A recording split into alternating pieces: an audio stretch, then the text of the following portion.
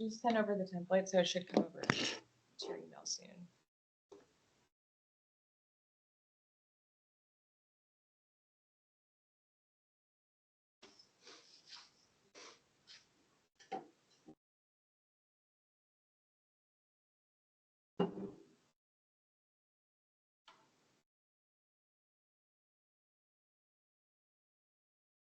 Late, Did I shut my computer? fold it and rub it and For open s- it back up. Yeah, for some reason, it's like that when I plug in a new HDMI, I probably need like a driver update or something, but I have to just like shut it for a few seconds and then I open it and it works. So it's like the turn it off and turn it back on.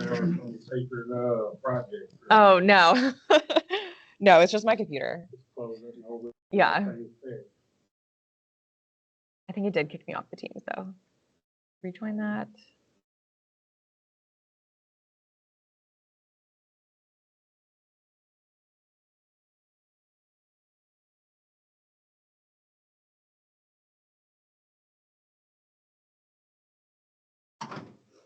All right. Is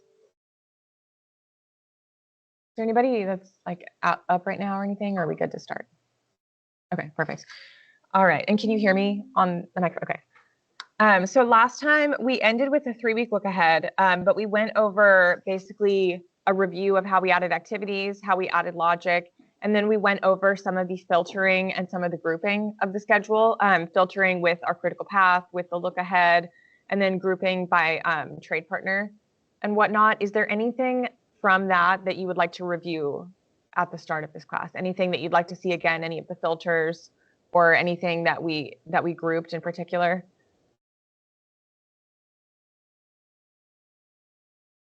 Okay. It's been so long. I know. It's been a while. Yeah. Sure, we could do that. And then the rest of the class today, so today's the class where we'll basically go over setting our baseline and then doing an update.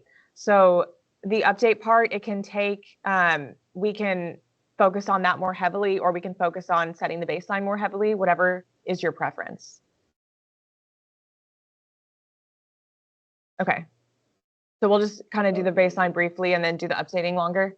Okay, because usually what we'll do for the update is we'll run like mock update scenarios, and then we'll do a mock update and go through the process of it, and we'll add like different delays and stuff like that. So that can sometimes take 30 minutes, but we can stretch it out to be like an hour and a half. So it's really whatever's most beneficial.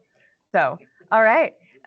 So we'll start with the updating part's the fun part, because people are just like, someone will be like the mock superintendent that answers all the questions. So can switch off if you guys want, or whoever wants to do it.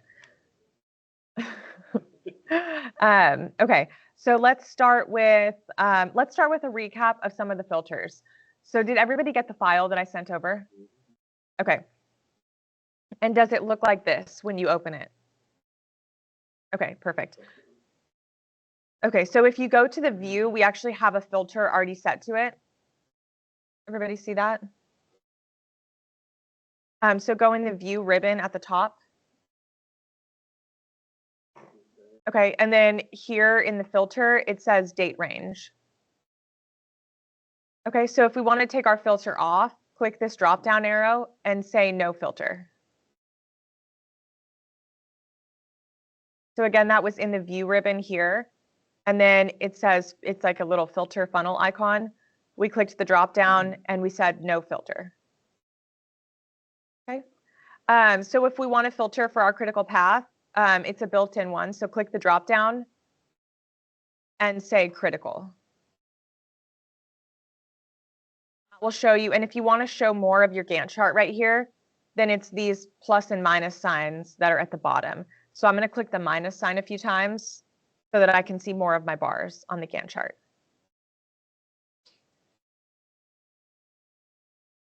And here you can see the schedule filtered for our critical path. Okay. I do notice that our substantial completion does not look to be tied in. We don't have a successor on tape, bed, and paint. Does everybody see that? There's no successor on tape, bed, and paint.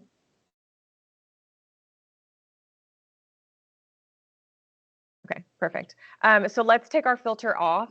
So let's go to the filter and we'll say no filter again. So we're going to take critical path off.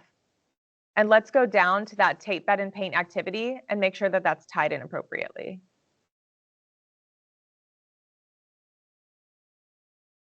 Okay. So we have some stuff that's not tied in the exterior, and some stuff that's not tied in for the interior finishes. So let's tie in the rest. Let's do a recap on the logic ties, and let's just tie in the rest of our schedule. And it can just be kind of arbitrary logic, doesn't matter, but just to close out our critical path so that our critical path ends with our substantial completion date. All my filter and stuff, Mhm. it's critical right now. Okay. What am I?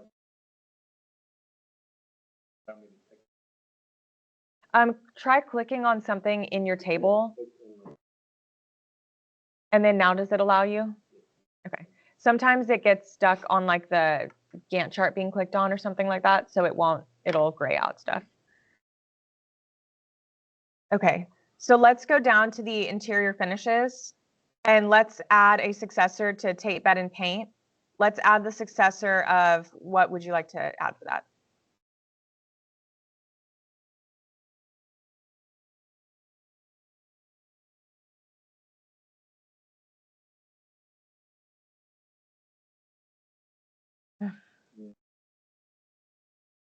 I don't know why we don't have that. I guess that would just all be included. Yeah. Do you want to add an activity and add it? Let's add it. Okay. So I'm going to right click on tape bed and paint and say insert task. So I'm going to right click on tape bed and paint and insert task. And let's call this sheetrock.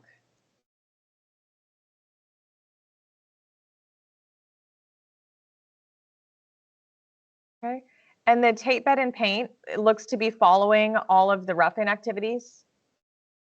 So if you want to copy the same logic ties, we can add the column and we can drag them. So let's go through that. So I'm going to move this over a little bit so that I see add new column. And I'm going to click on the add new column and type in the word predecessors. Predecessors. I'm also going to add the column for successors. So if you just click on the add new column, it'll let you choose a column heading. Okay. Click on Add new column. interior wall.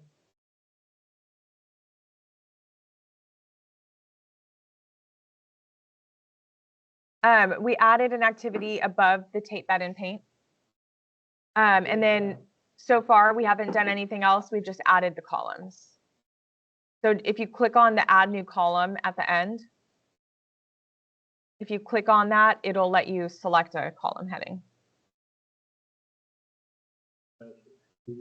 I've added both.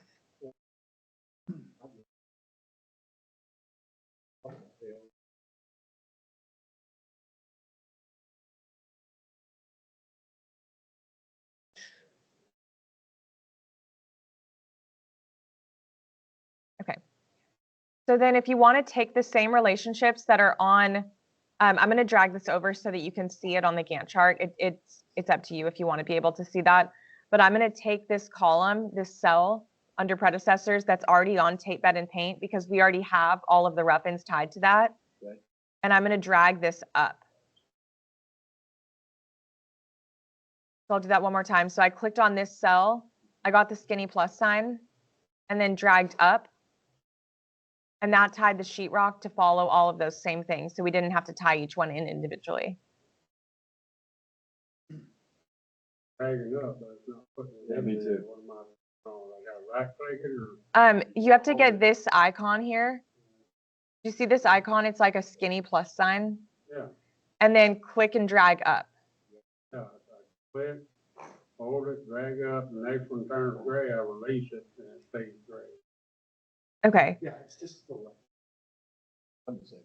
You could also click on the cell. If you don't want to drag, you could click on the cell and do Control C. Oh, you gotta click on the. And then you can click on the cell that you want to paste it into and do Control V. Didn't see that. Control V. Yeah.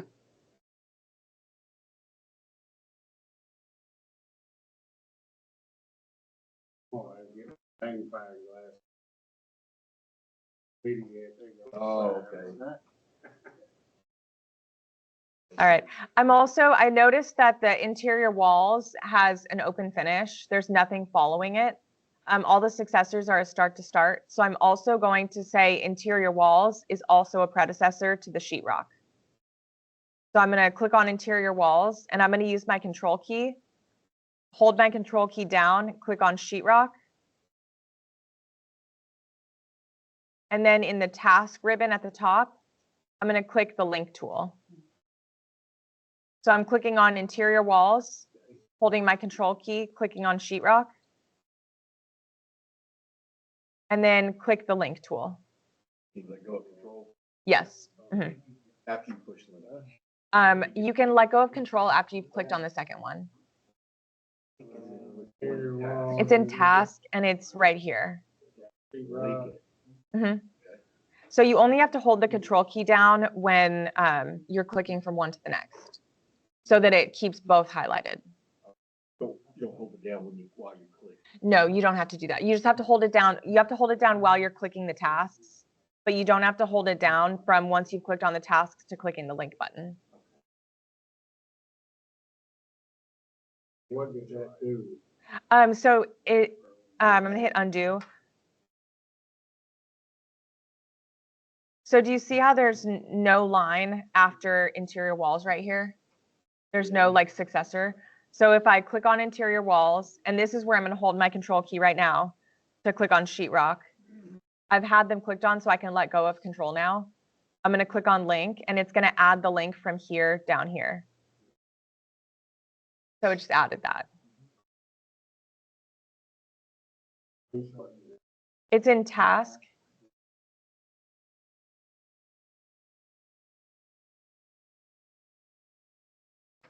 We're all slow. That's okay. Link is a chain, right? Correct. Yes, it's the two chains that are like that.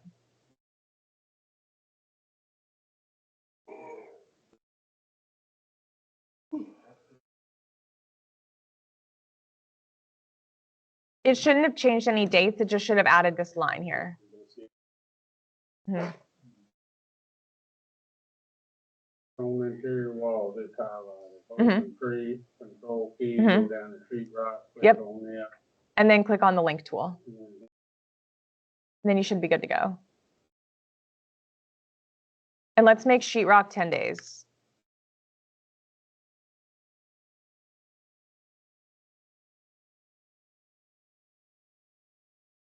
Okay, so now we have sheetrock in there for 10 days. And then another way that you can add a successor, this is just a recap from the past, is you can click on the successor column and you can type the line number. So I'm going to click on the successor column right here. And I know that I want to tie it to line 106 for tape bed and paint. Does everyone see that, how tape bed and paint's 106? So click on the successor column for sheetrock and type in 106. Yep, and then that puts the tape bed and paint after sheetrock. Do you want the ceiling grid to also be after sheetrock, or do you want that to be after tape bed and paint? Okay, so then let's do the same thing. Let's add 107 as a successor to tape bed and paint.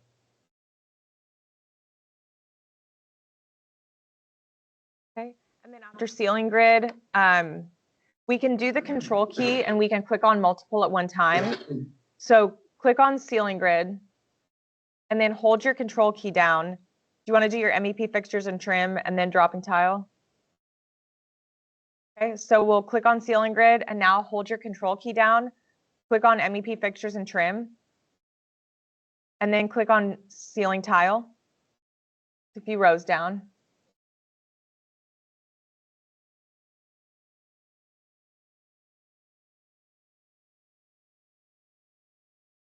So click on ceiling grid, hold your control key down, and then click on MEP fixtures and trim. And while still holding your control, click on ceiling tile. And now click the link tool. Yes, and now click link, and it should tie all three of those together. Okay, and then after ceiling tile, let's do ceramic tile, then millwork, then flooring. Or do you want to do millwork, ceramic tile, flooring? It doesn't matter.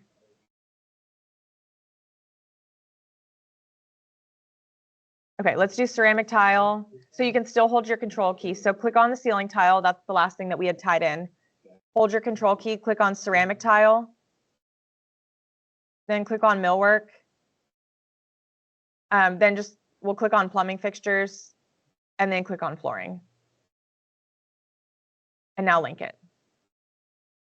Now we'll tie all of those together. Okay, and then after flooring, let's click on owner furnished equipment. Tie that in.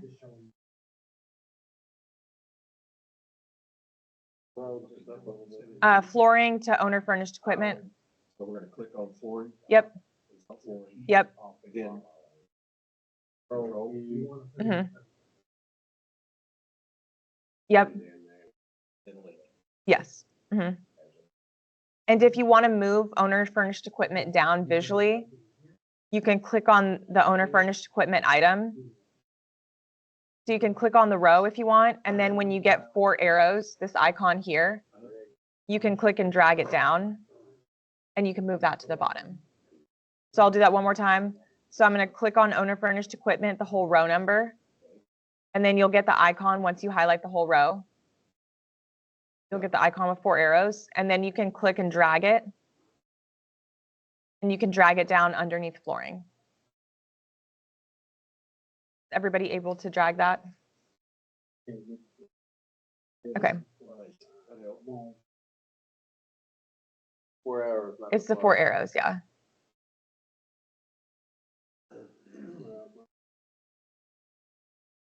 So you'll see the 4 arrows here. You do have to click on the whole row number first. Yeah, I have my cursor big. Okay. Skip that one little step. Yeah, sorry. Click on it first. And then the last things that we have to tie in are electrical equipment and panels and HVAC startup. Let's just have HVAC startup follow MEP fixtures and trim, unless you'd rather have it follow ceiling tile. Do you have a preference? Okay, let's have MEP fixtures and trim go to HVAC startup.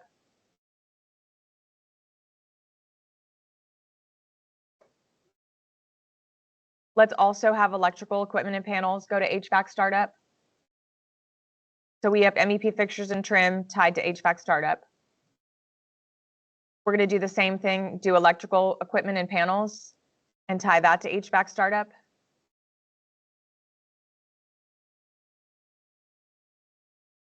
And then last thing for this area, we'll take MEP fixtures and trim and have that go to the electrical equipment and panels.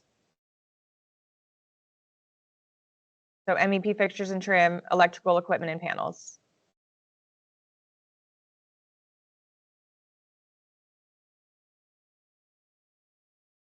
Okay. So we did MEP fixtures and trim to the HVAC startup. We also did MEP fixtures and trim to electrical equipment and panels. And the last one that we did was electrical equipment and panels to HVAC startup. So we're saying all of that has to be done before you can start up the HVAC. Okay. And then let's say HVAC startup also goes to millwork. So we'll say HVAC startup first and then tie that to millwork and link that together.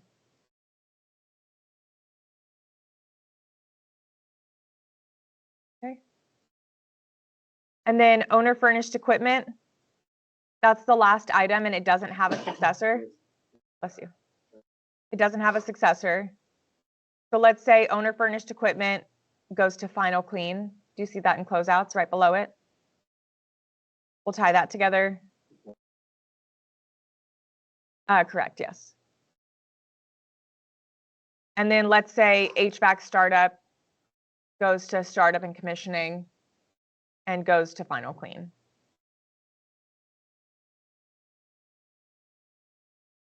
So HVAC startup to startup and commissioning to final clean.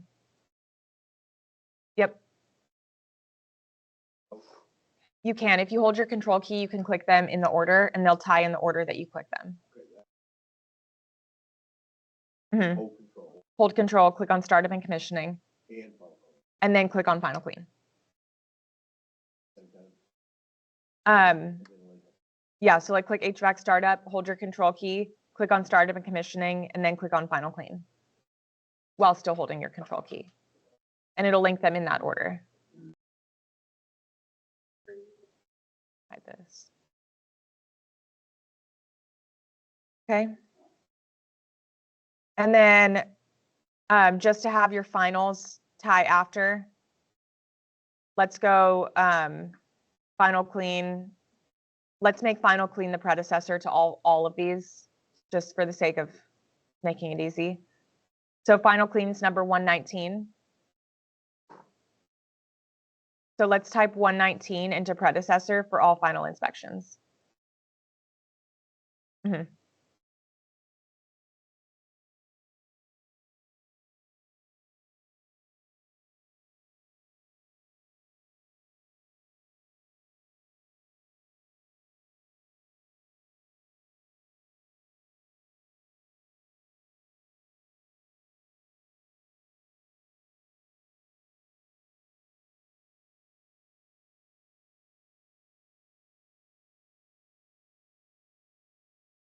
Okay.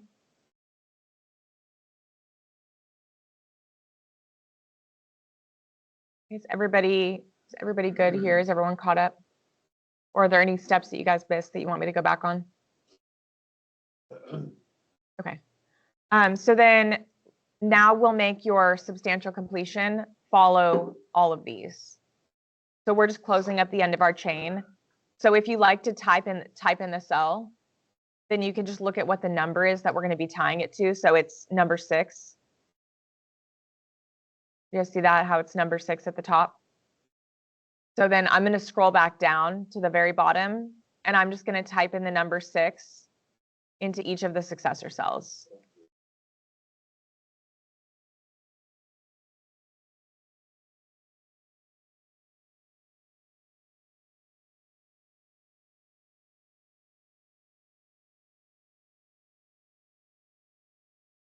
Okay. So it looks like the only thing within our building, I'm just scrolling through to see what's still not tied in. So landscaping, you guys see landscaping? It's towards the middle, it's line 70. Let's tie this also to 6, to the tracking substantial, so that it's not left open. So I'm just going to type a 6 there. Okay. And then our exterior shell, we don't have ties here. Do you see how these are still untied? Click on roofing, the first one. Hold your shift key down. So click on roofing, hold your shift key down and click on caulking and sealants. And then click your link tool. This is going to tie everything finish to start, top down. So we're just cheating and just doing it all finish to start. So click on roofing, hold your shift key, click on caulking and sealants, click on your link tool. And now those are all tied finish to start with each other. And then let's say that caulking and sealants goes to like your final clean. So I'm going to click on caulking and sealants, and I'm going to scroll down, click on final clean, tie that in together. Yeah, you could type it in too.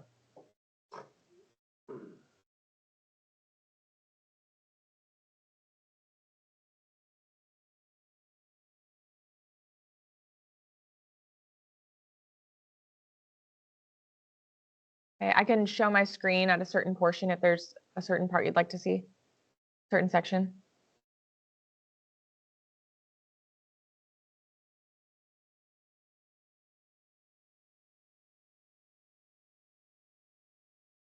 Right. Did anybody get all of that? Okay, perfect. Okay. So if you scroll up to the very top, now you're tracking substantial completion should be around March 14th. Okay, perfect. March 14th of 25. Close enough, yeah. Okay. All right, so now, so the last thing that we'll do to double check is we'll rerun our critical path filter. So go back to the view ribbon.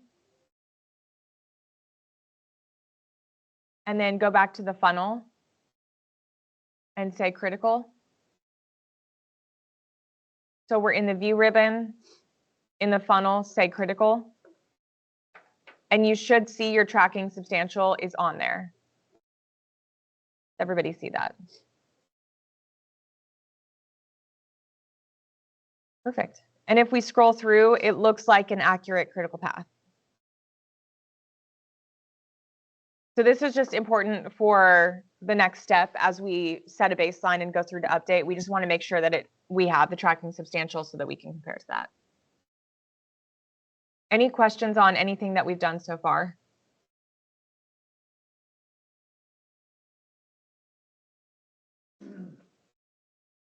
Okay. All right. Does anyone want a couple minutes to catch up before we go to setting the baseline? Okay, awesome. Okay, so let's hide our predecessor and successor columns so that we have more room on the screen.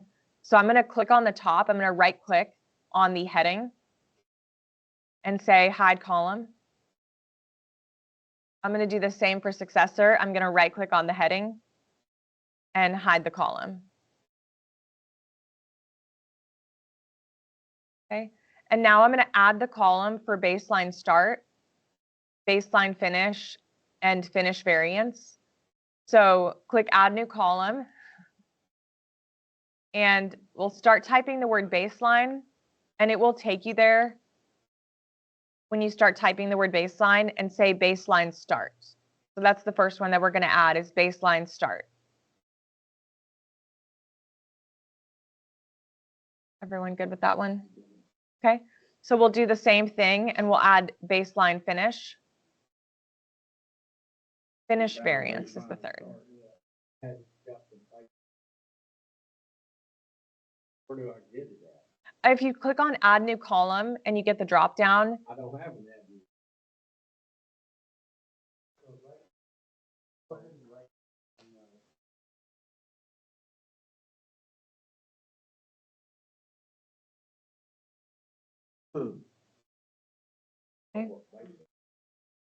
baseline start, yeah.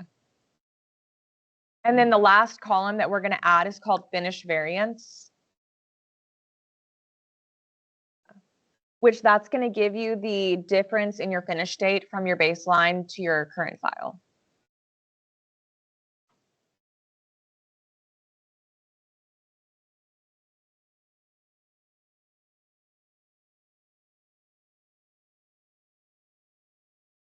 You don't have one? Okay. No, I tried to type it in, so. Does anyone find, I got it. you got it? Finish variant, you have to start typing with the word F. Finish first. Oh, it's not based. Yeah, it's not, it is confusing. It's not baseline. I wish it was. I got baseline cost, but What? If you have them backwards, you can click on the column top, and when you get the 4 arrows like this, you can click and you can drag it over, and you can move positions. So click on the column heading. So first click on the heading, then you should get this 4 arrow thing, and you can click and drag it and switch the order. got baseline finish, but I don't have base start. I can't change it. If you have baseline finish, then you can right click.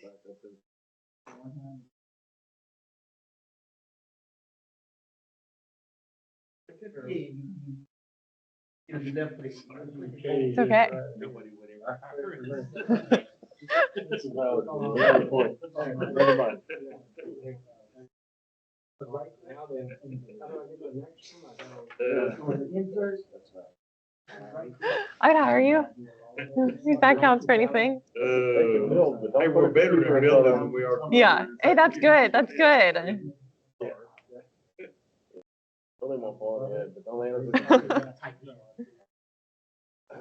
I mean, no. I mean, you guys know much more than I do. I can work a computer, but that's, that's about it. I can't build stuff. Oh, yep, they're killing me. You know, when I went to the house, Says baseline. Yankee boy in Texas doesn't last. all that was punch cards. Really? Nice. What? When I went to first started in college, Bring it over I took here. a computer course and it was punch cards. You didn't have a laptop or anything. Alright. You had to go in and write your programs and do your punch cards and then take them to the computer center. They feed them in for you and then you wait 2 days and get them read out back. You went to college after I did. Hang on there. I went 1979. 77. At Texas State, they didn't. Finish variance is the third. This is Texas Tech. Texas State.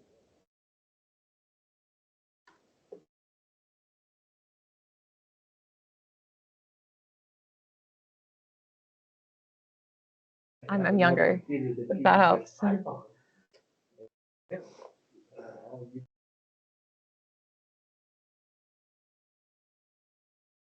right. So does everybody have the columns for baseline start, baseline finish, and finish variance? Okay, perfect. So now what we're going to do, now we're going to say, okay, our baseline is done. In this, I'm going to take the critical path filter off too. So in the view ribbon, we'll go back to filter and say no filter.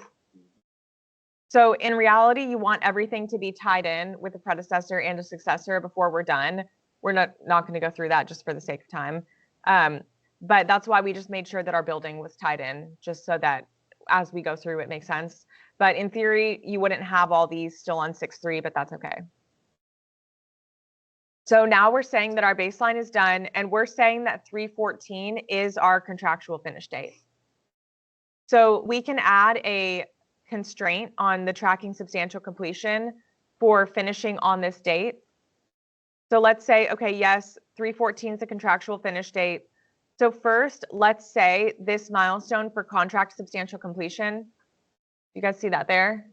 Let's change the naming of the activity. You see where it says day, month, year? So let's change that naming to be March 14th, 25, or whatever your finish date is of your schedule. If yours is something different than March 14th, then just type in whatever it is. But this would be the exercise where we're in our template, we're going to change it so that that date stays. So I'm going to change this, and I'm going to say 3/14/2025.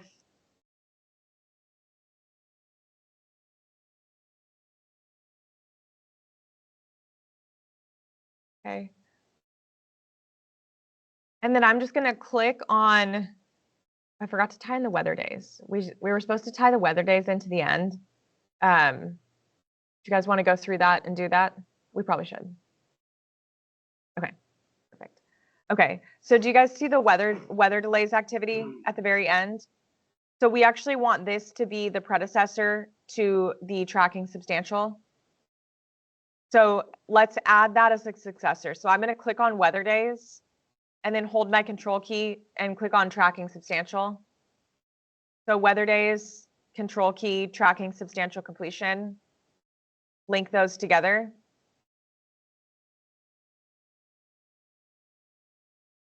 And weather days to the tracking substantial.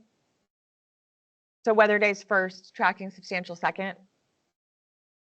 Okay, and then we need the weather days to also follow all of those final inspections at the end so that it falls on the critical path. So the weather days is going to follow every activity in the schedule. It'll be at the very, I mean, it doesn't have to follow each one individually, but it has to follow the end of every chain. Does that make sense? Yeah, so like, we have our site work, which ends with landscaping, so we wanted to follow landscaping. So every, Every like independent, chain, which usually there's not that many. But what we'll have it tied to is, it's number 17. So I'm just gonna remember line 17. I'm gonna scroll down to that landscape activity that we had very last in our site work. It's line 70, and I'm gonna type in, do you show your details window down here? You can drag it up to make it bigger. So in successor ID, where it says milestone 6, like row 6 milestone, click the cell underneath that and type in a 17. Okay. And then click OK.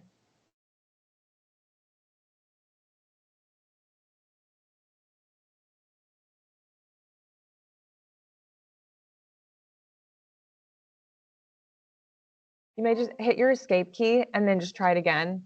It may have been in the wrong cell or something. 17 and then what? And then there's like an OK button that comes up. And then that should add that in. And then we're going to also go to the final inspections at the very bottom of the schedule. We're going to do the same. I'm going to click on building. We'll have to do all of them because they're all going to the tracking substantial. So we'll do them each individually. So building final or TCO. We'll do the same thing. Click on ID, type a 17, and say OK. I'm going to do that again with fire safety. Type 17. And I'm hitting enter before I click OK. You don't need to, but I am first. Click OK. Health final, 17. Click OK. And then engineering, 17. So we just did the same thing 4 times. We just added the weather days as a successor to each of the final inspections. So that if one of these ends up being last, which it should be the building final, but, or the TCO, I mean, but if anything ends up being last, it'll push out the weather days. And if for some reason the landscaping gets pushed out and that ends up being last, it'll also push out weather days. What we want. I did. Yeah, all 4 of them. No, you're good. Okay.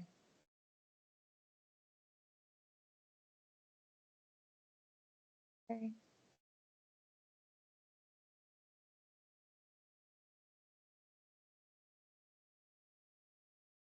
So once you're done with that, you should see a difference in your tracking substantial completion date. It should be something different now. Mine is showing us 4/9/25.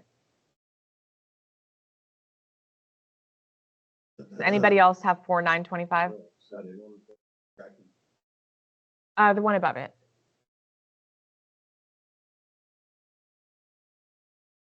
Do you have the weather days pushing out? Do you have the weather days tied to your? Okay, you'll be. What was that? I'm sorry. Mine showed 0 weather. On line 17. 17. Showing 18 days there, but when I'm finished variance, it says 0. Is the weather days? What's your start date of the weather days? I'm sorry. What is the start date of your weather day line? Start date, 4/8/25. Okay. And then do you have a successor on that? Okay. So then just add row 6 as a successor to the weather days. And make sure that your tracking substantial completion is a successor to the weather days task, the weather day bank. That's strange because I just did it and said Is it linked on the other side? Is it linked as a predecessor? Okay, so then you can click on it and then just hit your delete key. So it should be a predecessor for A successor. So the weather days will have the successor of your. I do have the Okay. 6. Okay. So now your tracking substantial completion, row 6, should be sometime in April. Okay, so is anyone not there?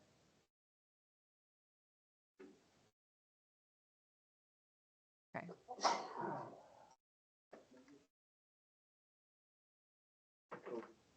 Things are way different. Okay, if your dates are different, it's okay. Milestones. Yep. So now we'll reread this. That was my mistake. I forgot to do the weather first. But we'll change this nomenclature to 4/9 or whatever your finish date is.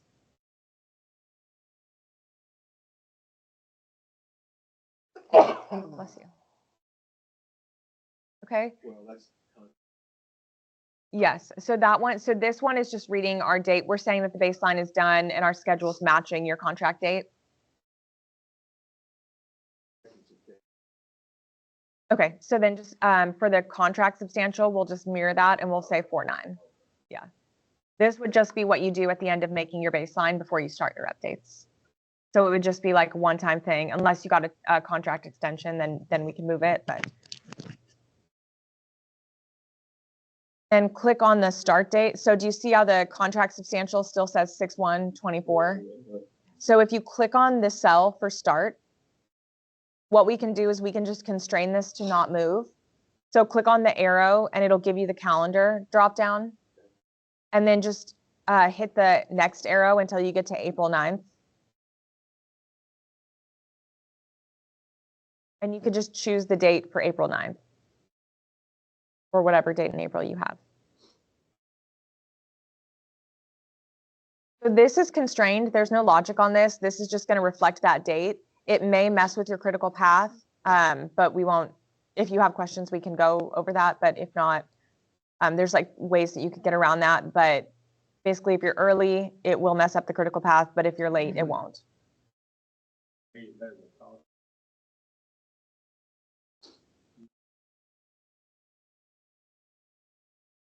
On 4/11/25. Days right in front of that, the caution sign. the duration as a caution sign. How the start date. Oh, here. Oh, you could just say keep constraint. Yeah, or you could just leave it. Okay. Yeah. Okay.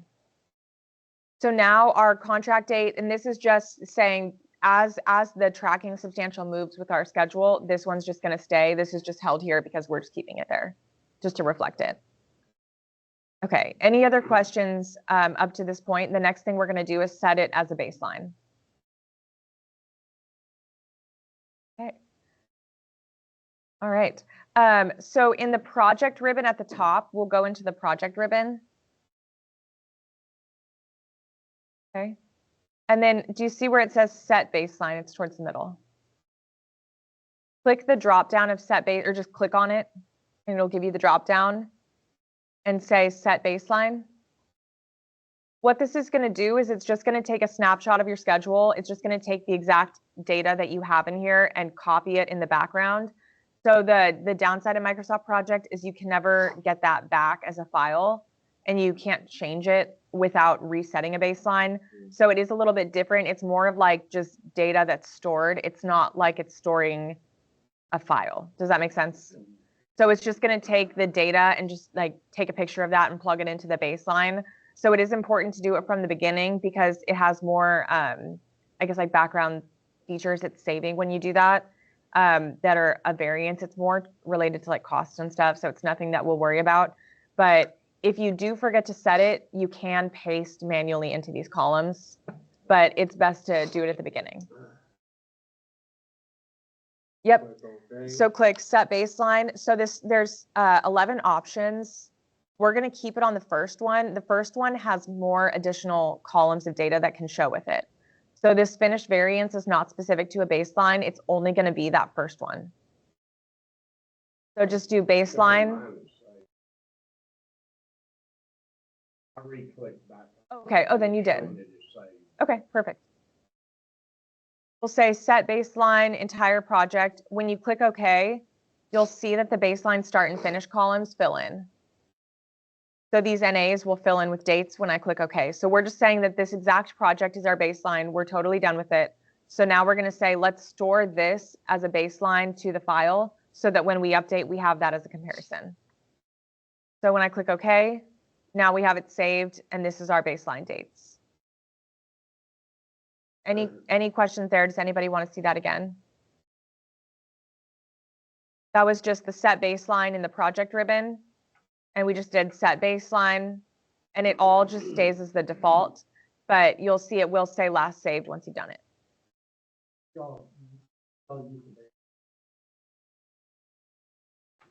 That's the original schedule, right? Original dates? Mhm. Yeah. Doesn't it have to be the original? Do like a major upgrade? Mhm. You can always access it. Like, yes. Mhm. Yep, okay. Yeah, you do always want to save this file as a separate file because you don't want to override that file itself. You want to keep it. So before we do any updates, we would save this. This would be the baseline. We would close the file, and essentially you wouldn't open that again unless you needed to reference it back for something else, because you don't want to override that actual file itself. You want to keep that. Okay, so Yes, so then we'll make a copy of it, and that'll be our first update. So we have it stored so that you can show the column, say, oh, you were supposed to finish this, you were supposed to start this day, you didn't start yet. But you also want to have that file separate. It's not like saving the baseline is not in place of also keeping that file separately, if that makes sense. Save that file. Yeah. Mhm. How do you do it? Sure. So where do I have it saved? File. Yeah. I'm gonna make a.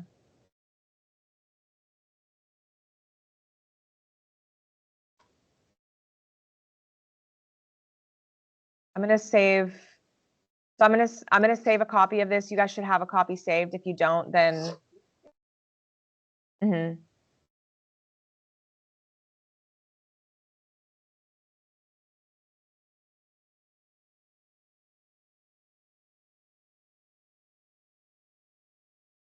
Okay, so I just made a folder for it. So say that this is my project, right? So I have this saved, and this is our baseline. put up there.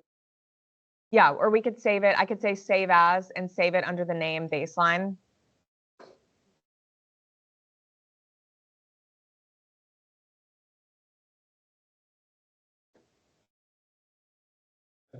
Perfect. Yeah, wherever you store it, just store it where you know where it is. So I'm going to call this baseline.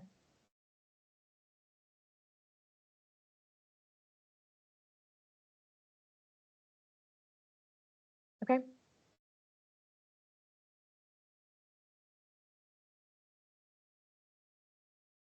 Okay, so we have our baseline file. So what we're going to do now, so we're going to say, okay, our baseline is totally done. We've saved the baseline as a baseline to it so that our dates are stored there and we can compare those easily. But we also want to save the baseline file. Does that make sense, the difference between the two? Okay. So now that you have it saved, close it. So close your file. So that we can then reopen a new copy of it.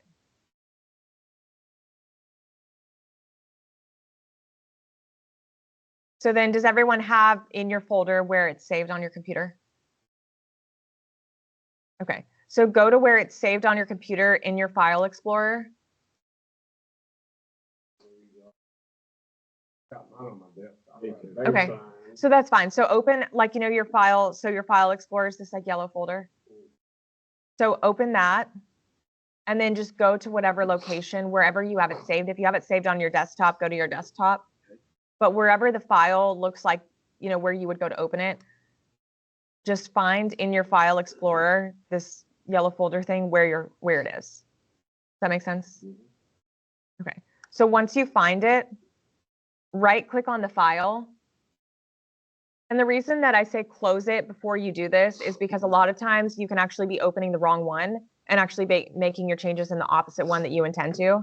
So that's why if you make the copy of it before you even open the file, then you ensure that you're updating the right one. Because otherwise you could accidentally be flip-flopping them. So I see that here, this is my schedule template baseline. I'm going to right click this and I'm going to copy it. If you have the new update, the copy is this button here. It has like the 2 rectangles, or it'll just say copy. So whichever windows you have, but copy it and then right click in the folder and paste it. So then you should see baseline copy. Does everyone see that?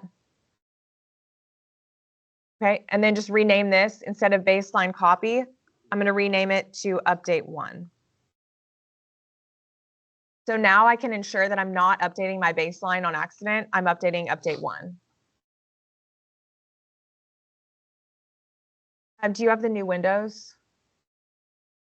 Like Windows 11? Because it's a different, This is one of the ones. yeah.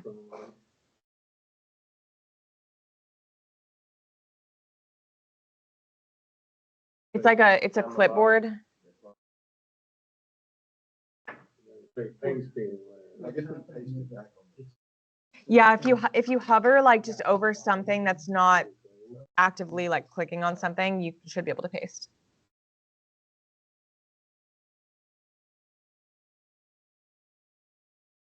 right quick.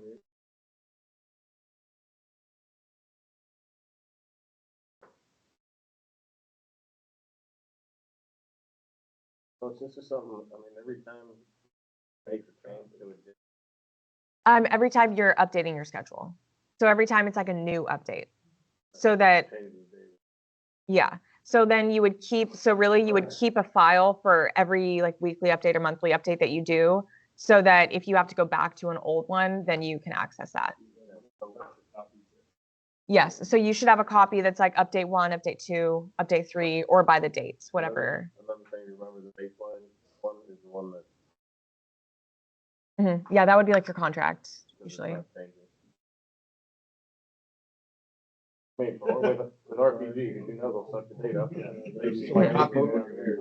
Correct, yes, yeah. So the baseline, you're gonna keep, because if you have a delay, you have to go to the file prior to the delay to show it. So you never know when it's gonna be, so you have to save all your files. Every day, every time you get in there, you say. Pretty much, yeah, yeah. Assuming that you're not, like if you're saying you're updating your schedule, it's like Monday night, and then you're gonna finish Tuesday morning, like you can use the same file because it's the same update period. But as every time that you're like making a change, so like updating for another week, or you wanna do some sort of other change, you would make a copy. If you're done at the end of the day and you're working on schedule, you just out of it, or you have to save it every time? Save it every time, just in case. Yeah, because if you haven't hit save in a while, it won't save your changes. So I hit like Control S all the time. So that, yeah. So that I hit it like every like 5 minutes, so that I don't, if my computer crashes or something, I don't lose it. Really? Yeah, Control Just S. little things like that.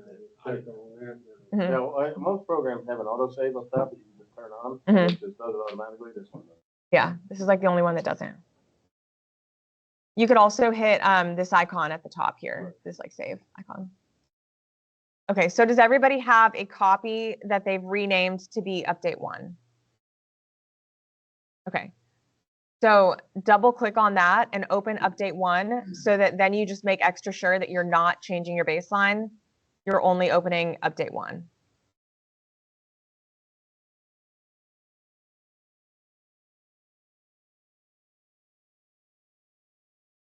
Okay, so it should say up here that you have update 1 open.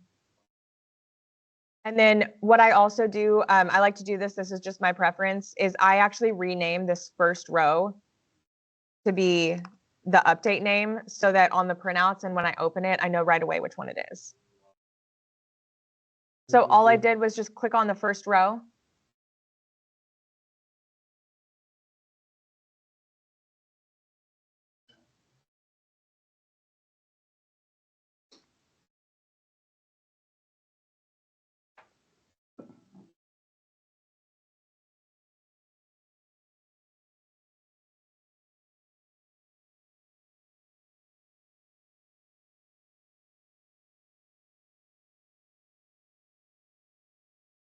Are you making noise?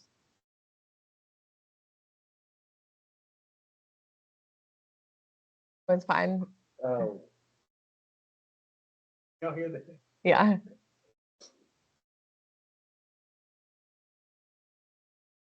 No, I don't care. I just want to make sure someone wasn't. Okay, so is everyone opened in their update one folder? Okay, so now we'll show you how to show the baseline bars on your schedule. So do you still have all the arrows here shown on the Gantt chart, arrows that are tying things together? So let's turn those off just so that it's a little bit easier to see. So right click anywhere in your Gantt chart and it says layout. It'll be the third option. So just right click anywhere and click on layout. So I'm just hovering over this Gantt chart here and then right click and then choose layout. And here you can see where your relationship lines are. So you can change it to the first option that doesn't show relationship lines. And click OK.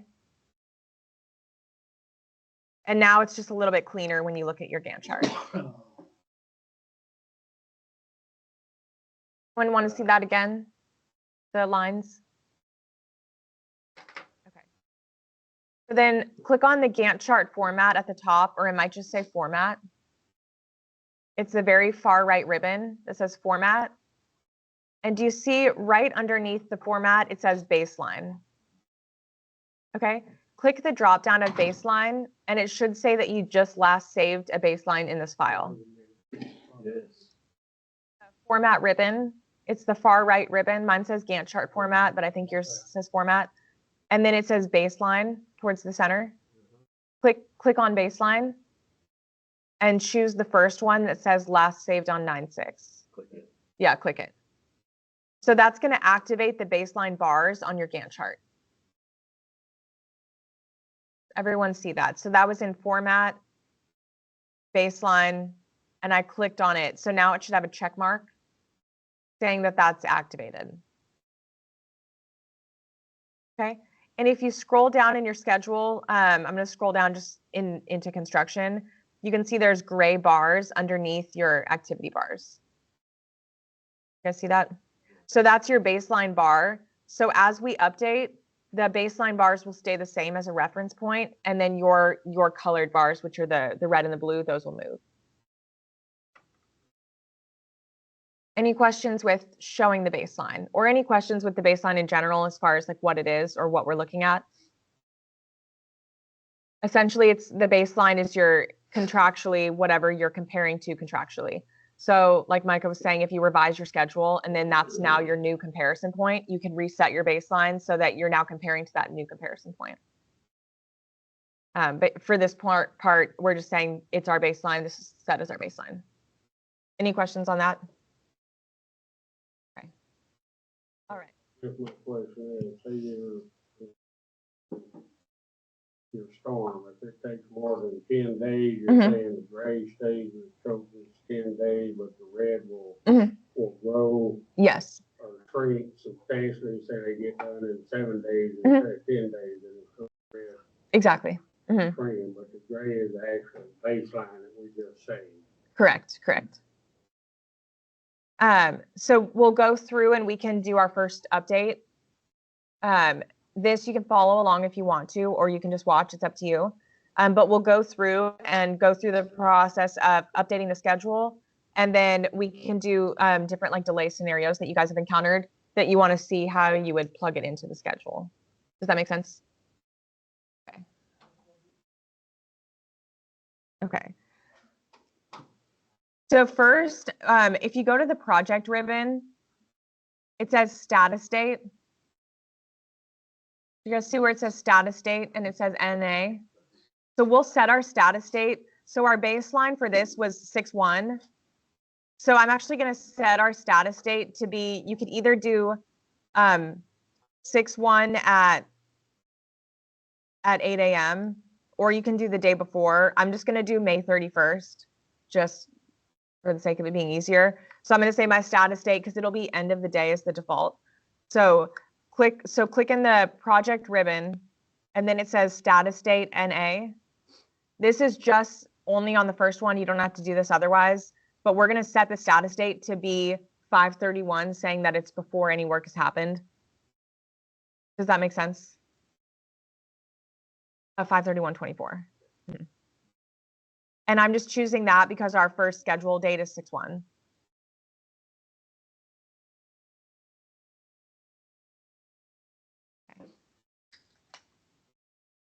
Okay. And then right click in your Gantt chart and it says grid lines. So right click in the Gantt chart, grid lines, and scroll down to where you see status date. Okay. And then on type right here, choose a solid line. Okay. And say okay. Now you should see. Yeah. And then you should see a vertical line. This is your status date of your schedule, and it should be like right on your first dates. So right click on grid lines, or right click in the Gantt chart, grid lines, and then scroll down to status date. And then did you make it the type a solid line Yes. and say okay? Well, it's not bold, it's,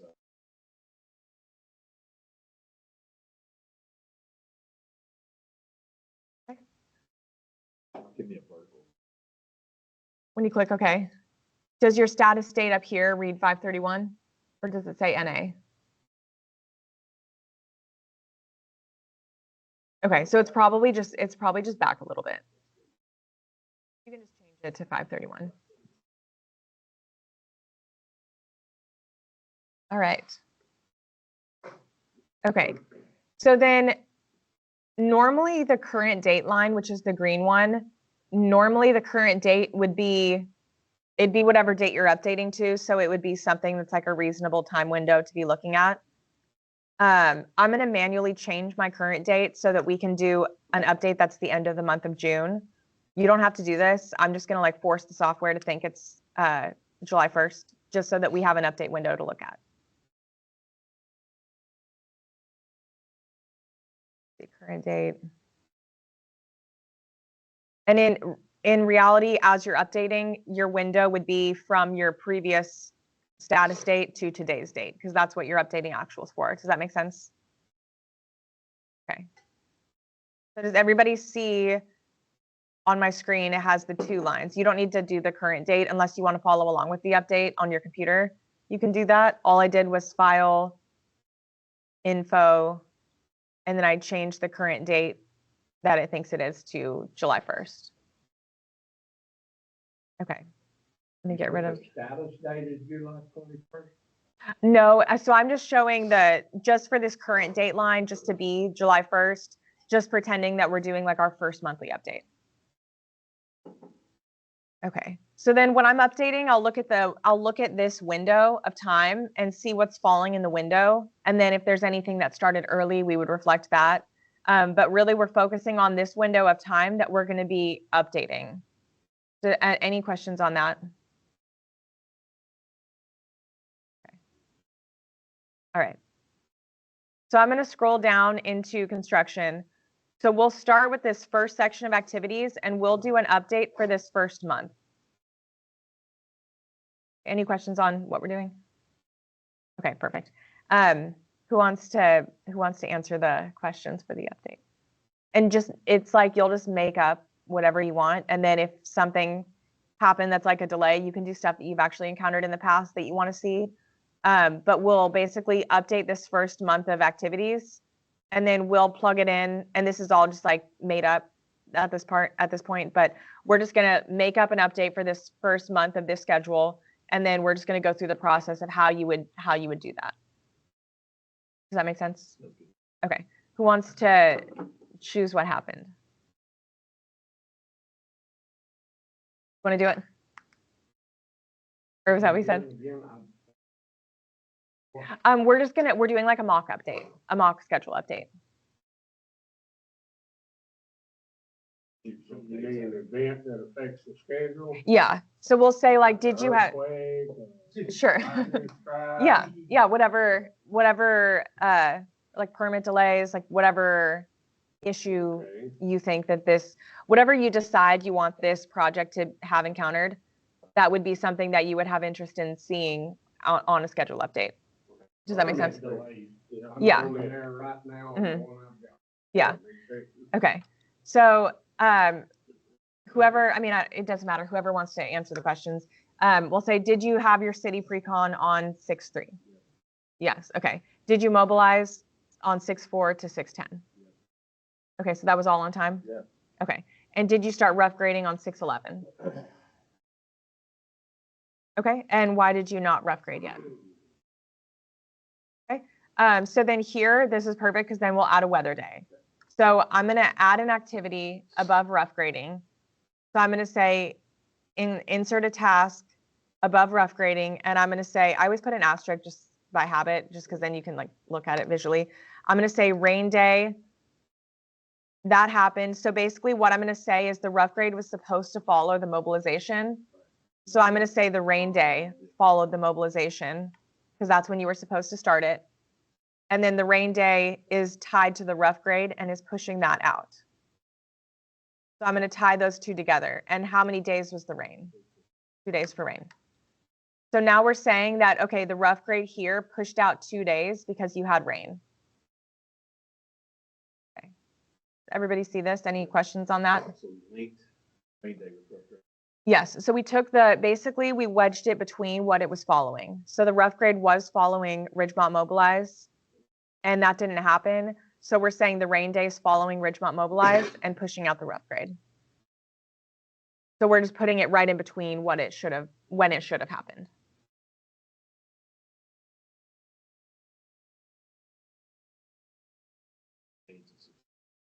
You have to add the successor of rough grade to rain day. So you can leave everything as is on the rough grade activity. You're just adding a new one for the rain day that's falling right in between. So the rain day should. Yours changed. Mine didn't on the baseline over there. It doesn't show the. So it should say NA in the baseline start and finish for the new activity. Because this was not included in the base, which is what it should be.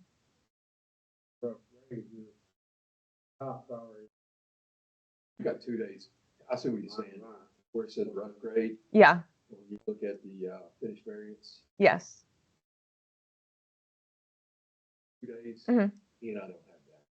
Do you have the rain day tied to the rough grade? Yes. And do you have the rain day tied to the follow Ridgemont Mobilize? Okay. So click on Ridgemont Mobilize first, Okay. and then hold control and click on rain day, and then link those. So now you're saying rough grade was supposed to start after Ridgemont Mobilize. So you're saying the rain day started after Ridgemont Mobilize. It's basically just taking that same, it's inheriting the same predecessor because that's when it was supposed to start. So then your rain day happened for 2 days from 6/11 to 6/12. And then your rough grade starts on 6/13. Mm-hmm. 2 days come up. Gotta put.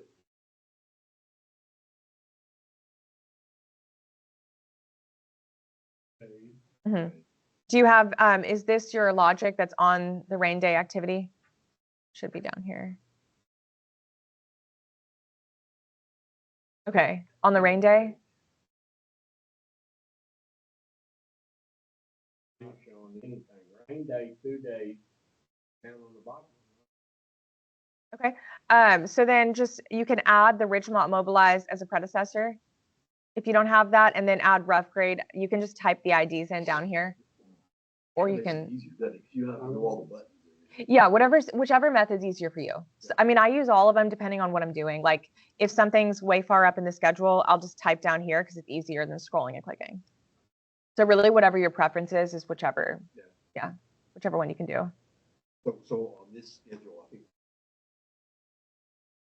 Mm. But I mean, we could use that down there. You could be, yes, you could be. Some people really like to use, I like to use this down here when I'm, typically I use it more, I'm just showing more of my screen right now.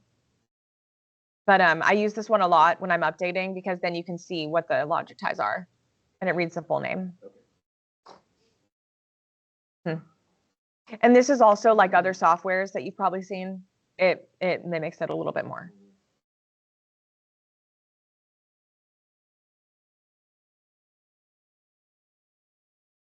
So if you click on your rain day activity that you added, just make sure that your predecessor matches this and your successor matches this.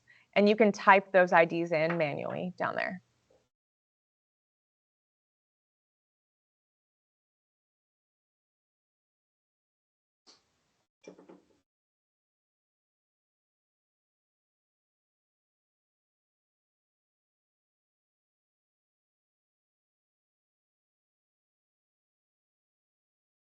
So you wouldn't have to do that. You could just do that. Yeah, you could. Mhm.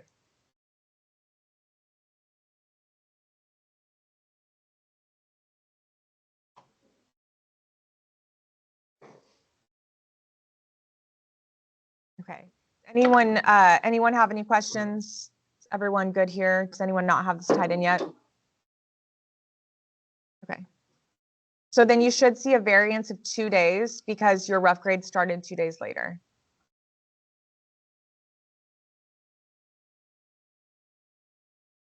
Variance line, what's going on, my whole thing, all it does is arrange that.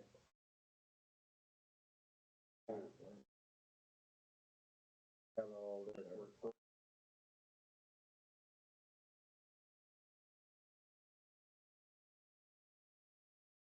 Says previous or next down at the bottom. You can just click on another activity in the table. Rain day. Hunt mobile, Mhm. rough grade. Okay. Nope, that's it. Perfect. Yeah, that's it. And then you should have 2 days for the duration, and you should see the rough grade is now showing 613.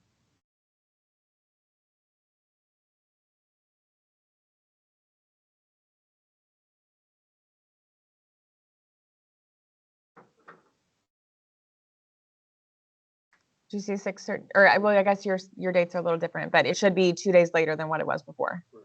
And then your variance should say 2.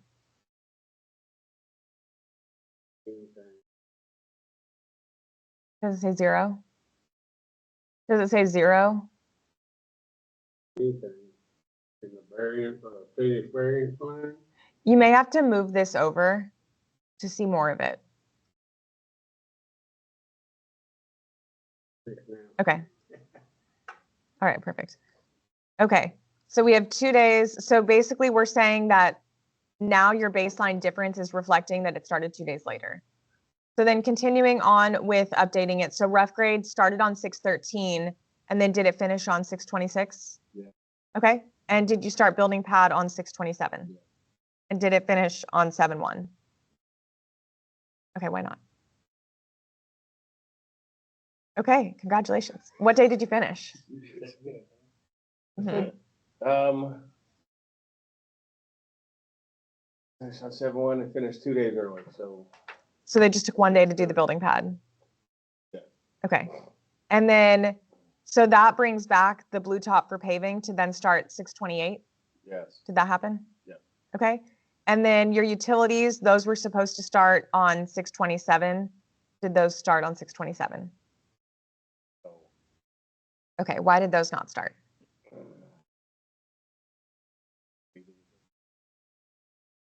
Okay, for all of them? Okay, so then I'm going to add an activity here, and this is going to be the exact same thing for rain day, but I'm going to add an activity, and I'm going to use the same, I'm going to retain the same logic. So I look at storm was supposed to follow rough grade. So we're going to say this new activity is following the rough grade, so exact same thing. And then the successor is what did not start, which is the storm. And it's going to be, looks like all 3 of them.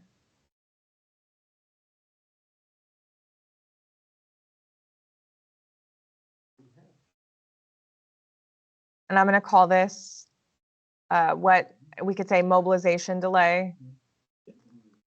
Okay, utilities. Have any.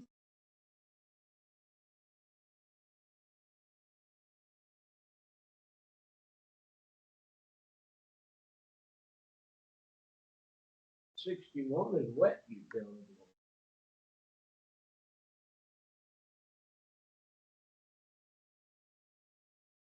Okay, that's all. So now, help me out, this is great.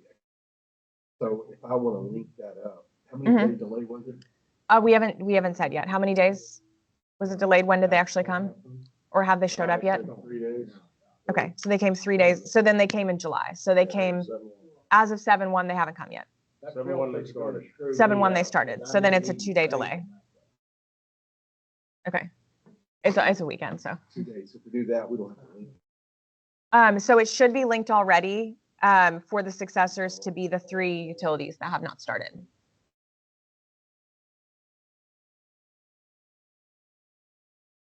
This is mobilization delay. Mhm.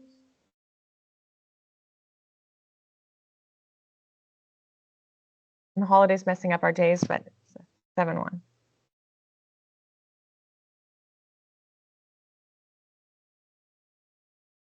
That was my question. Utilities, 2 day delay, Mhm. it didn't change anything for one. So, Mhm. So then you would have to add those as successors to your utility delay. the easy way to do that was to.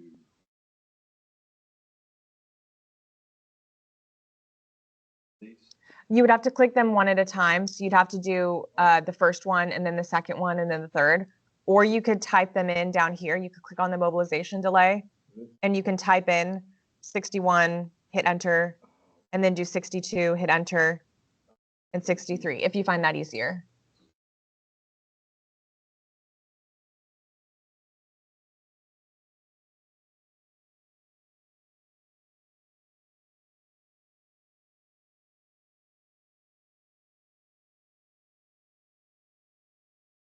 And when you click, Mhm. Clicked on 60. yeah, 60. Yeah, it showed nothing in the predecessor. Okay. Is it mobilization delay? Did you add that activity for mobilization delay? Mobilization delay, 2 days. Okay.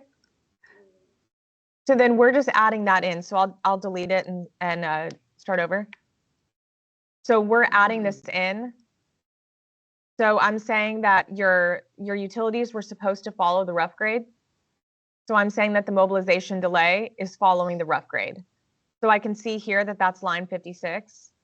So I can just type in the ID 56 for the predecessor and tie it in that way. And oh, go ahead. mobilization delay. Mhm. That's the predecessor. Yep. That was my question. And then I know that this is supposed to push out storm, sanitary, and water. So I can actually just type those down here in the successors. Type a 61, 62, and 63 for these 3 rows. When I select OK, those will tie in together. If you find that easier, then you can use that route. It's a lot easier when you're on a monitor too, because you see more of it.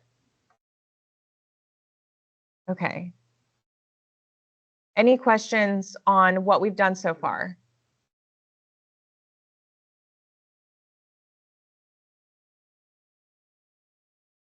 Okay. So then what we would do from here is we would just scroll down in our schedule and see if we have anything else that's falling in this window of time where things were supposed to start. So if you scroll down to building, you should see that layout and grade pad was supposed to start on Friday, 6/28. Everybody see that? Where if you keep scrolling, that's now in our time window. Layout and grade pad. Under grade work. So then we'd say, okay, did this start on 6/28? Yes, and it's tracking. Okay, so then we're good to go. So we're just making sure that the actual dates are all reflected in this time window. So what we're doing is we're making the dates match with adding delay activities or adding the logic where we need to, and we're making it match what actually happened. Does that make sense? Yeah, just pretty slow. Yes, yeah. And as we're doing this, so you could, a lot of people plug in just actual start and actual finish as you go. What you lose with that is you actually lose your critical path. You don't see what's turning critical as you go. Both work. Both are correct ways to do it. This is the way that I typically go about it. But if you go a different way, that's not wrong. This is just, you're basically doing your as-built dates, but then also your as-built flow of work that you had. Can I ask a question? Mhm. What's the difference in format between schedule and auto? Auto schedule is going to use the logic. The manually scheduled won't. So is there ever an instance? Schedule? No, personally, no. And then just hear me out, because a lot of these guys here, including myself, Mhm. we're used to doing an Excel schedule. Right. Right? Mhm. You manually do that. Mhm. Right? You're looking at logic. Mhm. Is that what that's for? It basically just it just overrides logic and it just makes it the dates that you put in. So it's the same thing. Right? It's basically the same as Excel. Yeah, if you were to do a manually schedule. Thank you. That's all. Mhm.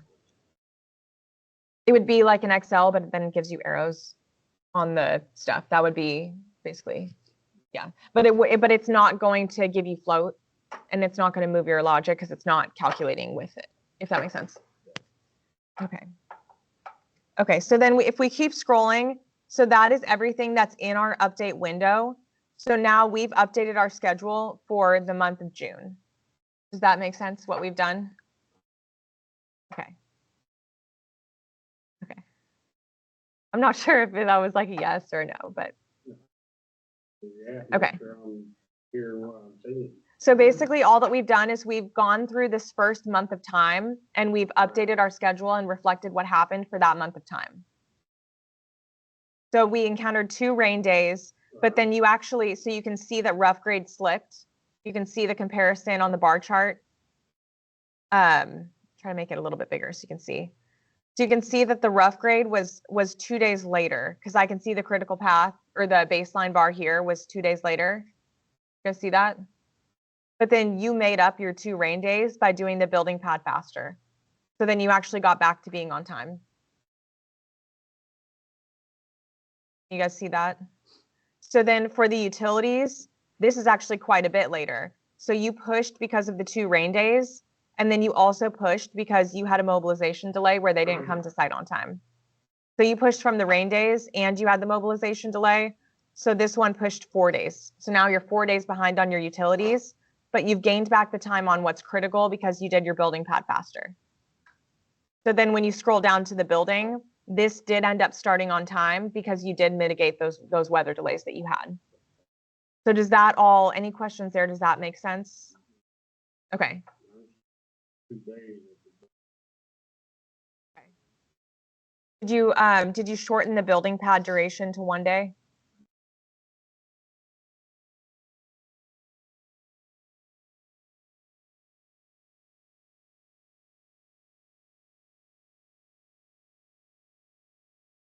Okay, so then you should see that the layout and grade pad is falling on the baseline bar. So now you're back to being on time.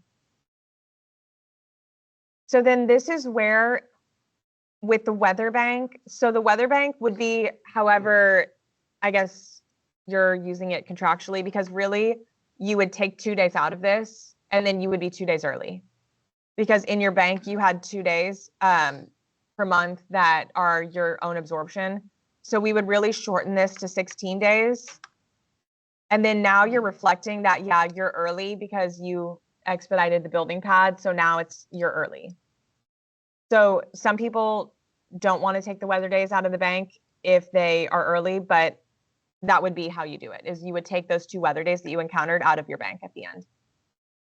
And now our schedule is showing we're early. Any questions there?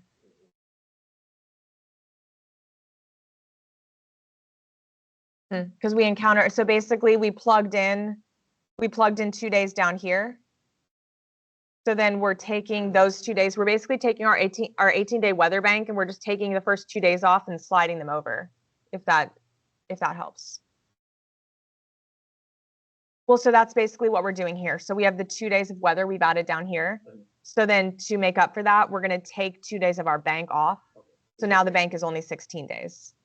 I want to make sure our numbers line up. If I don't do Sure. what you do, then I'm.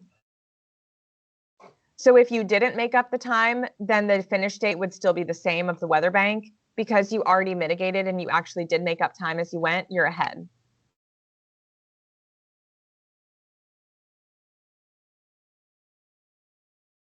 All right. Any questions so far before we apply the actuals to the schedule? Okay. So I'm going to add the columns for actual start and actual finish to show how those fill in.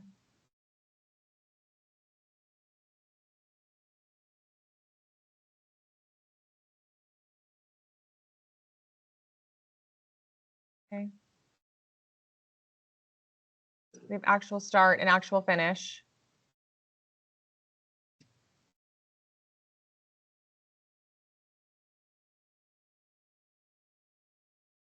Okay. And then when we updated, so go back to the project ribbon and look where we had the status date set. So go to project ribbon, go to status date. So now we're not going to change our status date this time like we did before. We were just setting it because it was the baseline. We're actually going to go to update project. So we're in the project ribbon and click on update project. And we're going to say update work as complete through, and we're going to say 7/1 because that's what today's date is. That's what work is updated through. Does that make sense? So basically, we've already gone through the process of reflecting what happened in our dates. Now we're going to say, okay, this is all updated. Now we're going to update and apply the actuals through that window as 7/1 because that's what we just updated. Any questions? Okay, so when I click OK, you'll see these actually just auto fill in. So I'm going to click OK. And now my actuals have filled in for me. So you don't have to click them all one by one. And if you prefer to click them one by one, you can. That's not wrong. This is just another way to do it. I think so. For me, I feel like it's faster. But some people feel like the other way is fast. I mean, it's really, personal preference, but. The way with the blue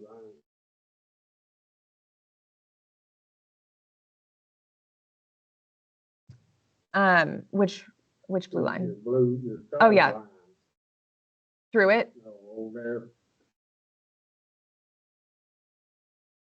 Line item 53 and 54, that goes not blue all the way across. Oh, just because it was a change. It's actually like a really light blue. It's just saying that field changed. It'll go back to normal once we make another change. It's just saying that an actual star was plugged in there as well. So I'll do that one more time. So what we did is we went into the project ribbon and then said update project, and we updated it through 7/1. And then that applies our actuals for us. Why would you not update it throughout the whole project? It is. It's just updating everything that goes through. It's just updating. It's only plugging in actuals up until 7/1. So it's updating the whole project. It's just the other steps in the future still. So it's not getting updates to it. No, it will. So that's why we would put the logic in so that doesn't happen. So there are, like in other softwares, it will do that. But this is just, I mean, it would be like if you manually changed your status date and bumped everything out, you could. But this exercise just plugs in the actual start and finish. Maybe you put a horse, but these guys here they're submitting a 5-week schedule. How do you carve? So then, so we could do that next. So we have our actuals applied. So our critical path is actually gone because we are early. So that's why nothing is showing critical right now, because we're 2 days early. So the critical path would only be showing your contract date. And then we're 4/7. So the only critical item is this technically for the software. So if you have any questions on that, that's why.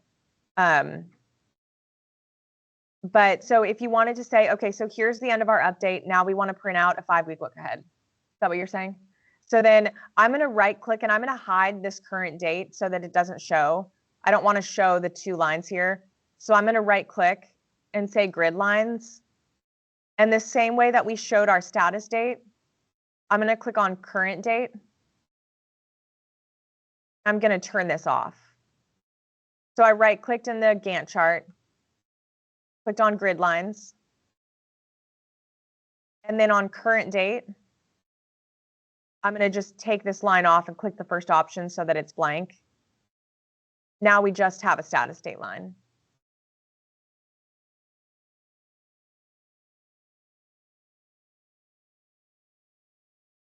So then from here, you would decide what you want to show on your 5-week look ahead. Do you want to show the baseline? Do you want to show actual start and finish?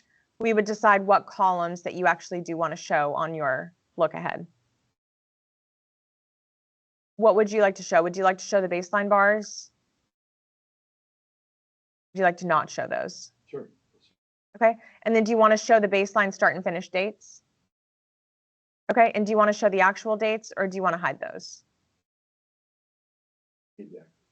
Okay. So you want to show all, Every- okay.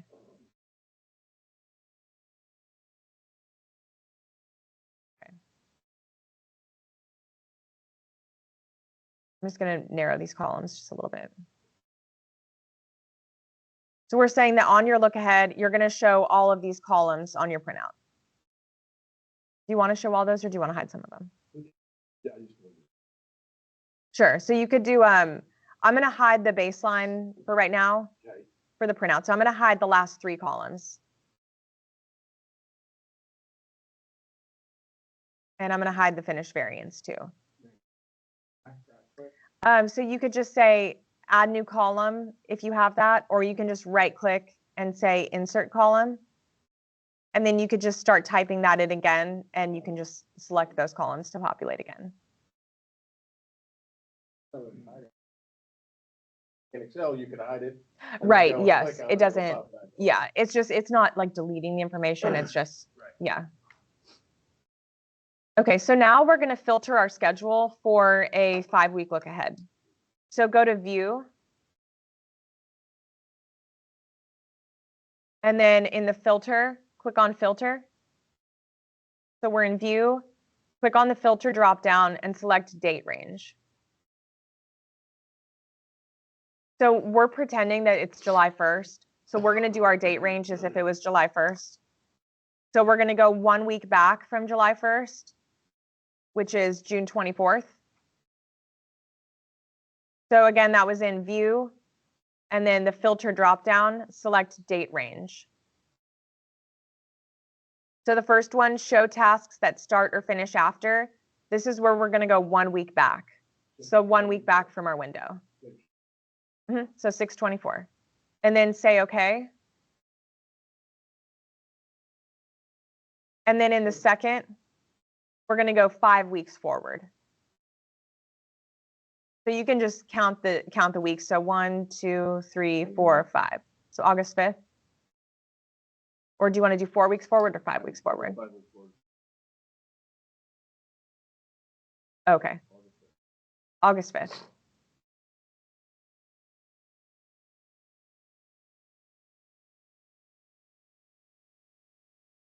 Okay, so again, that was just the date range. In the first pop-up, we're choosing 1 week back, so June 24th. And then we're going to say OK.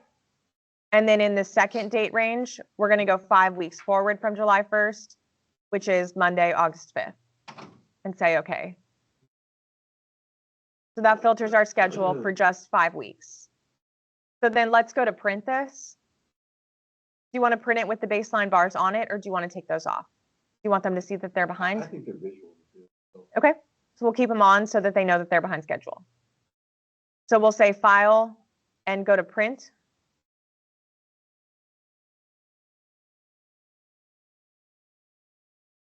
Okay, so now here where it says dates, you guys see that? So we want to change our dates to be the same window as our filter. So we're going to choose the first date to be that same 6/24. And we're going to choose our second date to be that same August 5th. 24. Of 24.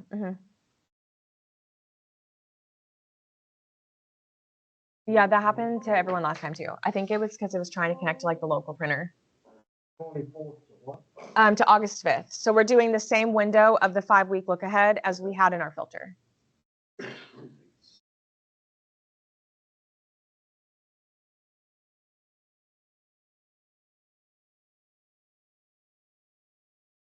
Okay. And then you can just print it to a PDF. And if your Gantt chart does not look nice with the data, then you can change your time scale to be either bigger or smaller, depending on what your Gantt chart looks like. You want it to just be 1 page wide.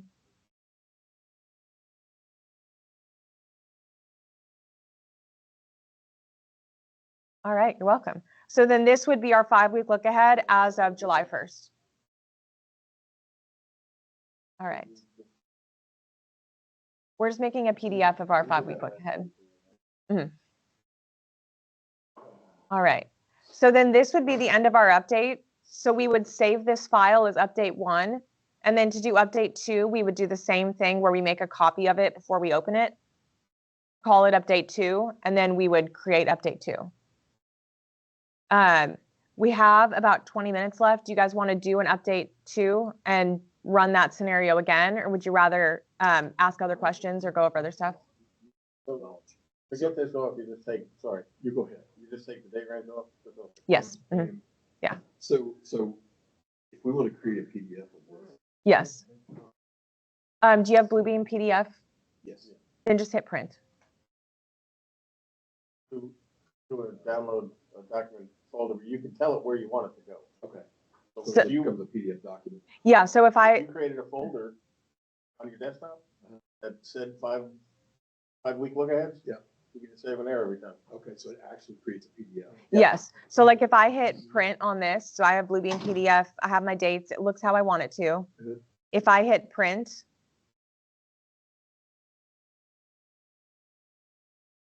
I don't know what screen it's going to come up on. Right there. No, it puts it right into Bluebeam for you. It's on my other screen where it's coming up. Yeah, I didn't realize. I didn't either until I just hit print. Yes, that zip that right to the owners. So it came up over here for me. So then I could just say Yeah, file. I'm gonna hit print. training update 1, and then I could say 5-week look ahead. I'm just, yeah, so this is my like window that Bluebeam popped up. It was just on my other screen. Mine's the same one. Okay. And then I could do training update 1, 5-week look ahead. Okay. And then when I hit save, it's printing it to a PDF. And then now if I move Bluebeam over, it's right here. What is changing the date in the front? It changes the window of what's actually shown, like the window of the Gantt chart that's shown on the print. In the print settings? Yeah. Okay. Yeah. Then you go up down there. Very cool. That is, I can't tell you how huge that is. I'm glad. I'm glad it's And then helpful. we'll put So, it but I right- mean, not only, I think maybe you can explain it to you better, Mhm. you can do that with any document. I don't think anybody Mhm. knows No, how to you do have to it. Well, pick. I don't know how. Mhm. To Where you print it want to it a to be. PDF, Oh, yeah. then you got this document. It's not actually printing So out. hit print. Right. It's printing. Yeah. So like I'll take like certain spec sections, like I'll look at the scheduling specs and I'll print just that like range of pages to its own If you had PDF. a folder that said I'll do that too. So you can You know, modify paragraph. PDFs with it as well. 5-week look ahead. Or like if you had a Word document, you could print it to a Change the PDF. date to whatever date it is. Yeah. It's So not- it's nice. You would have All it right. Then you folder gotta to flatten show it. every time you- You don't have to. It like this, you don't have to flatten because it's already, it's there. I mean, flattening would be like if you're modifying it. But if you don't flatten it, can somebody else modify it and send it back to you, so then it's scheduled and set? You see what I'm saying? They can modify a plan. Yeah, you can. They could. Yeah, you can unflatten, and I mean, you can make whatever, but as long as you still have it, in your emails and everything, then you have that. I'm Yeah. overthinking. Yeah. Well, I mean, people could try, but then you can just, Deal with people like that. yeah. Yeah. They're corrupted. If they're going through the process of like unflattening and trying to modify, I mean, that's their own issue. But That was, that yeah. was the price of admission Mhm. right Or some people too, they like to print this out and then they like to actually handwrite on this, like the dates for the actuals, so that you can then just have that like as you're in the field, they like handwrite it with pen, and then they'll have that to then update their schedule later. So that's I'll see a lot of people do that. Yeah, you're thinking like me. Thank you. Yours is like way up here, we're here. and that would be- Thank you. What else would you guys like to see? Would you like to see another update and go through different delay scenarios, or would you rather go through different filters, or what would you like to go through in the last 15 minutes or so? We're in the 5-month schedule right now. Mhm. Daily range. Correct. Yeah. So just go back and then we'll just say no filter, and that takes us back to everything. What does that group by mean? So you can group, this is where we added the like subcontractors to the schedule. You could group by that. So you could say group by and then new group. I like to group by a column instead, but you could do this like you could say group by critical, and it's going to say what's critical and what's not. You could group by duration. And then you could group by whatever you have set in here. So like we had our responsible parties in here, so you could group by responsible party. So I'm going to clear group, but you could also do that from showing, I don't remember what field we had that in. Maybe we didn't have that set in here. No, I don't know. I don't know if we have the responsible parties set. You know something else you have Mm. that we're used to seeing is a percent complete. We could show that. So that's just a column. So you could say add the column for percent complete, and it is going to do it automatically based on what we've told it. So like the utilities, you've done 1 day of 10, so it's going to automatically plug in 10%. Okay. So it's not going to show you based on like what maybe realistically your percentage is. It's just going to be based on duration. It's like you add a new one. Typically, I'm used to all seeing. that. I'm showing the percent complete at the very beginning before. Yeah. I think it was like over here when we first opened the Yeah, file. that's right.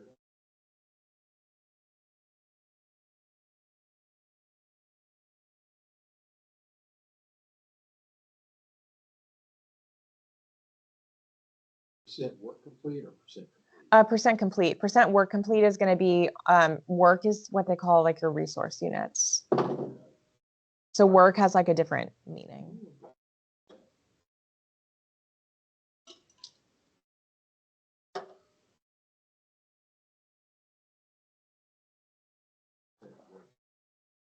Change it. Okay, you can just click on the top of the column and just start typing a different one.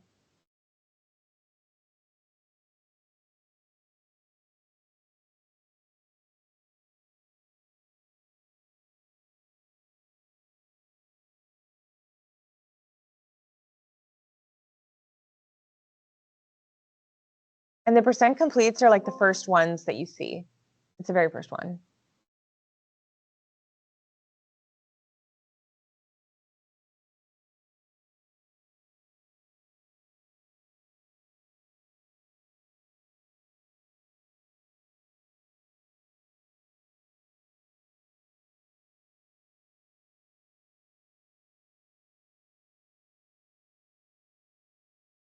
What it will tell you is like your construction duration is 6% complete.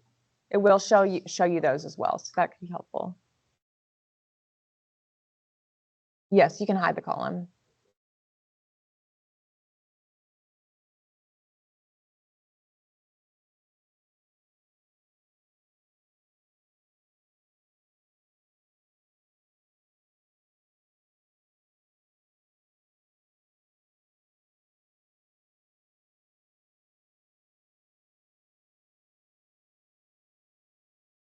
If I wanted to take percent complete, wanted to move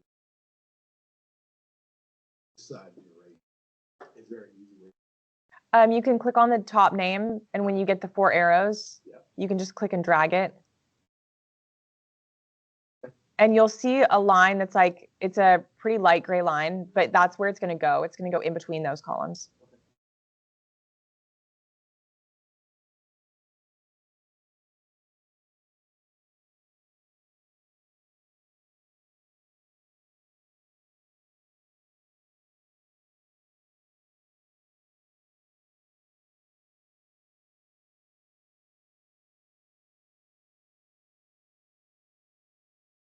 See if there's anything that we didn't cover.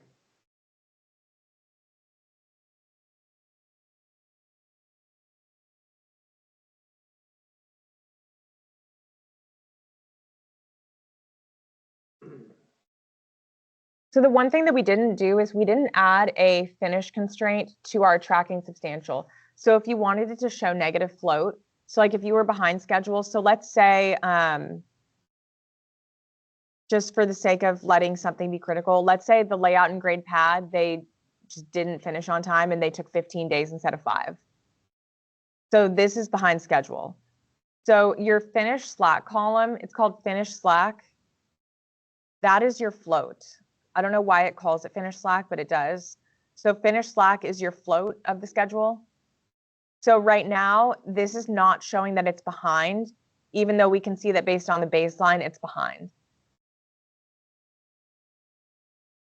So I just added 15 days and said, oh, they took longer. So I just said, instead of 5 days, they're taking 15 to do this, just to get it to be late.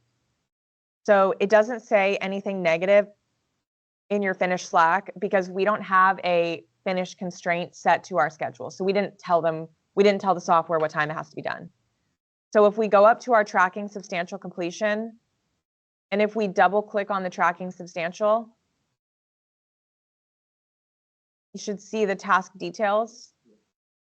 And in the advanced ribbon, which is right in the center, it says constraint type. Did you guys see that? So in the advanced ribbon in the center, it says constraint type.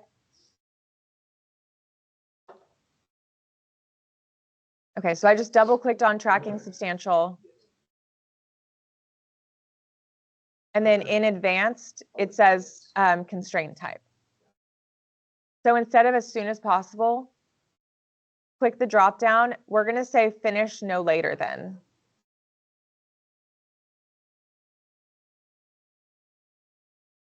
So finish no later than, and we're going to choose the date of that April 9th.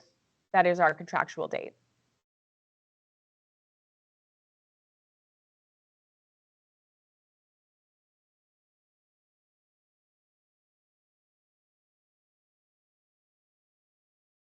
April 9th. Yep, and then when you click OK, it should say this pop-up window. We're going to say continue. It's basically telling us that, oh, it's a conflict because we're behind schedule, is what this warning is saying. We're going to say continue, a finish no later than constraint will be set. Your schedule may not be behind.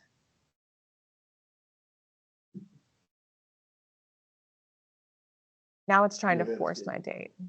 My word. Okay, so I don't know why, I think my Microsoft project updated between the first classes and now. If your date went back to 4/9 instead of being late, did anybody's go back to 4/9? Okay, yours did. So go to File. If yours did go back when it shouldn't have, go to File, and then go down to Options. So it's the last one at the bottom. So File, and then Options. We did this in the first class. My Microsoft project is like updated or something since then.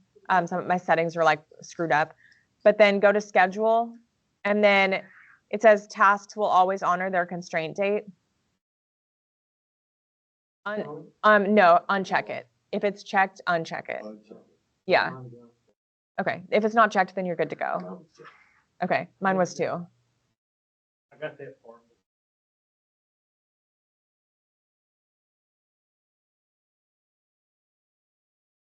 You know that? That's the kind of stuff that. Oh yeah, no, yeah, it's so hidden. Yeah.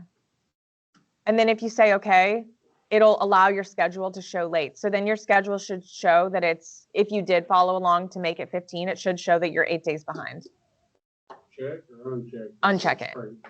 Uncheck, yeah. If you have it checked, your constraint date will never move. It's going to stay even if you're behind schedule. Or it'll stay if you're ahead of schedule, too. Depending on which constraint it is. So then now it's saying, okay, your schedule is 8 days behind at the 4/21 because layout and grade pad is taking too long, is what we're saying. Yeah. So that's why it's showing that this was just an example just to show the constraint type that we would use. That's true. Yeah, I didn't say why this is late. I just extended it over. But I could. You could even say, a lot of people like to say, okay, it was originally supposed to take 5. A lot of people like to have a second activity, and they like to say additional duration, layout, and grade pad, so that, yeah, and then add the 10 days so that it's very visual that they didn't meet their date, and you know that. So a lot of people like to do that so that it's, so that it's called out separately. Yeah, because then otherwise you'd have to like compare the bar widths to each other or compare a baseline duration, which you can do. But some people like to just have it called out for the visual of people seeing it too. So it's just your own preference. Mhm. So then we say, okay, this is taking longer. That's why your schedule's behind. All right. Anything else? Any other questions? Thank you. All right.